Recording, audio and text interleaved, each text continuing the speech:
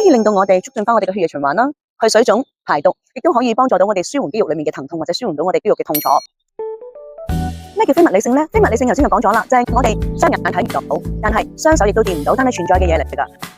好啦，而非物理性上面嚟講，首先我同大家講下咩叫非物理性呢？非物理性係存在，但係我哋肉眼睇唔到，雙手觸碰唔到嘅。例如舉個例子，讓大家可以容易啲明白嘅就係，例如我哋嘅經絡啦，我哋嘅穴位啦。我相信大家都知道呢樣嘢已經經過好幾千年嘅傳承，係證實咗有經絡嘅存在，亦都有穴位嘅存在。但係當一個人往生咗之後，我哋幫佢解剖個身體，會唔會見到一條條經絡或者一粒粒嘅穴位嘅呢？其實係唔會見得到嘅。但係呢樣嘢存唔存在呢？係存在嘅喎。佢非物理性上面對我哋有啲咩嘅幫助呢？例如我哋人嘅腦波，簡單同大家講講。我相信大家對於 alpha 波呢樣嘢呢，一啲都唔陌生啦，係咪？其實我哋唔同嘅腦波呢，我哋將佢分別為有唔同嘅 hertz。我哋一般嚟講嘅 alpha 波係代表咩呢？8至12個 hertz。呢個代表住我哋有意識嘅睡眠狀況。有意識嘅睡眠狀況，即係講緊係我哋處於一個完全放鬆，但係我哋有意識嘅。